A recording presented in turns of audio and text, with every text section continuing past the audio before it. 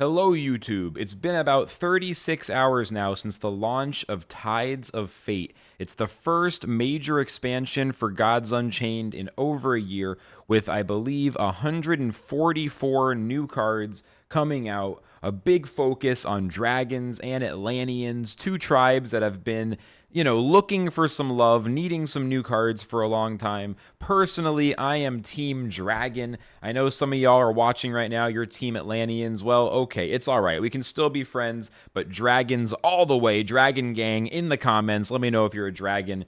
If you're not a dragon, please stop watching. The sentiment leading up to the launch of the set, I would say, was mostly really good.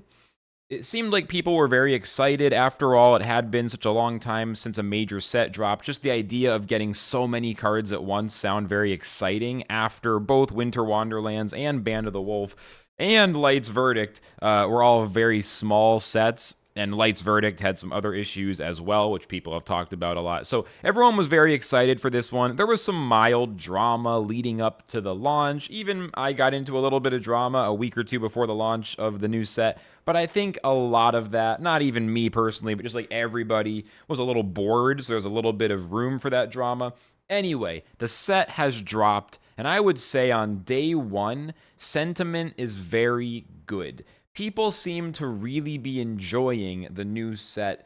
It's just like the player base is enjoying the moment. I think we all know that over the next few weeks, we're going to see if the meta is actually good and fun and fresh, or do we start to run into problems? Do really annoying decks start to dominate? Are there any glaring issues? It's definitely too soon to tell, but a few things are clear on day one. Mana Surge is a really good mechanic. When Band of the Wolf dropped, there was a lot of criticism, especially notably from Yawgmoth, who used to work on the card designs for Gods Unchained, saying that Ally was just a bad mechanic. It was only increasing the snowball effect, where whoever has a stronger start in the first few turns tends to just win the game from there by building up too quick of an advantage. Ally increased the advantage of the player who got ahead early, and it just didn't feel like the best addition to the game. Although other things were good, like Ember Oni,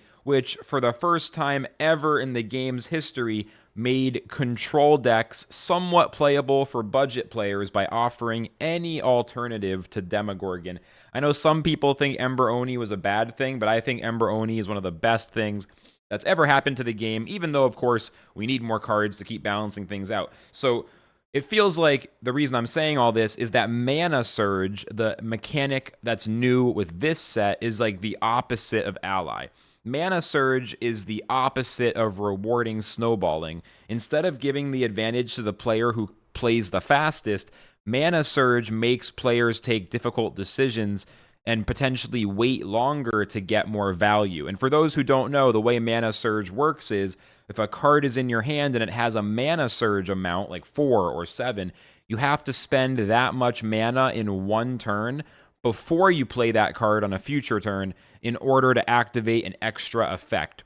So one is a Gem-Fused Strike. It deals 3 damage to a creature. If it kills that creature, you get to delve a warrior spell.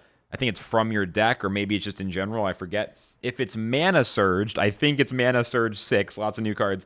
If you spend 6 mana on a previous turn all at once, and then you play the card later, then you get to do that same effect twice. So you deal 3 damage, delve a card potentially, and then you deal another 3 damage and possibly delve a second card. So these radically more powerful effects like doubling or other shenanigans are accessed by waiting, keeping the card in your hand, not using it right away, and waiting until you have enough mana to activate that Mana Surge. It feels like a very different kind of thing compared to Ally, which was very snowball, first player advantage kind of thing. So I think Mana Surge has a lot of potential as a mechanic.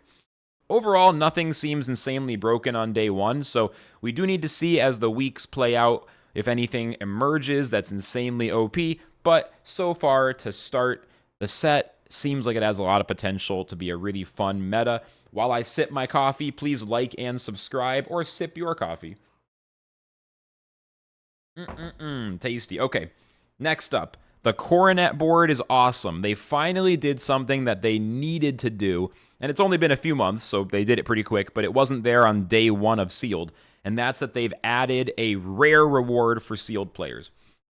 If you get 7 wins in Sealed, you now have a 1 in 1,000 chance of opening up an extremely rare cosmetic called the Divine Coronet board.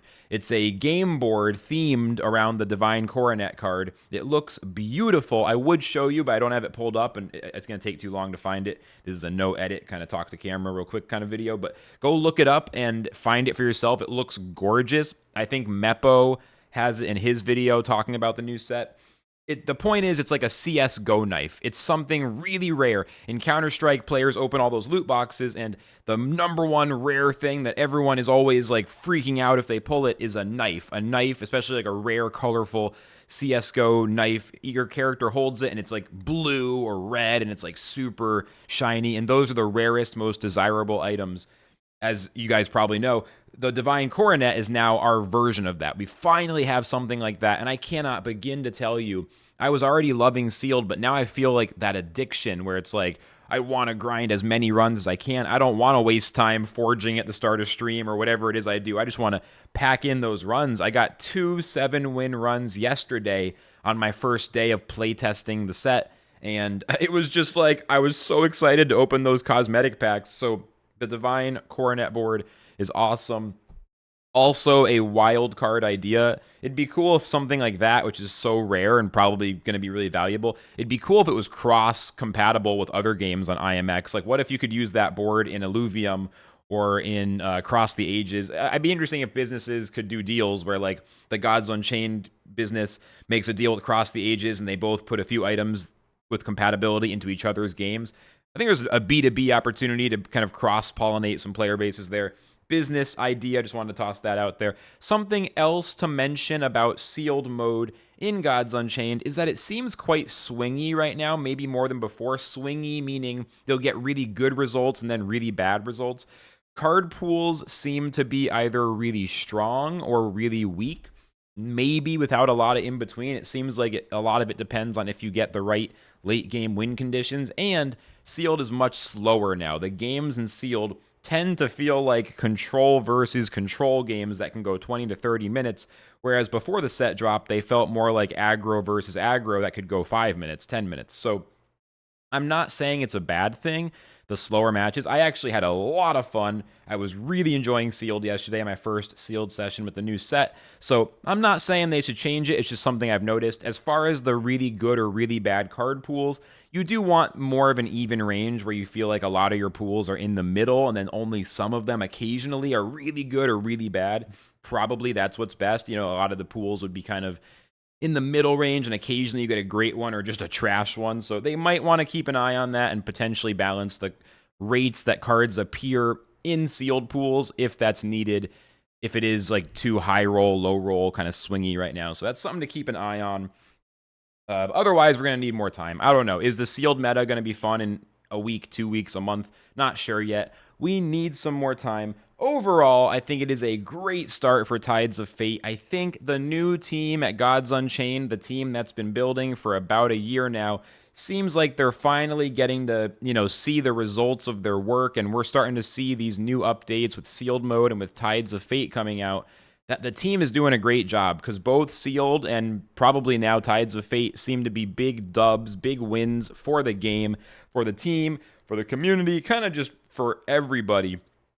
Here's hoping that is going to continue. And now the question is, we've had 2 of the 3 big things come out, Sealed mode and a new major set. So now, win mobile win.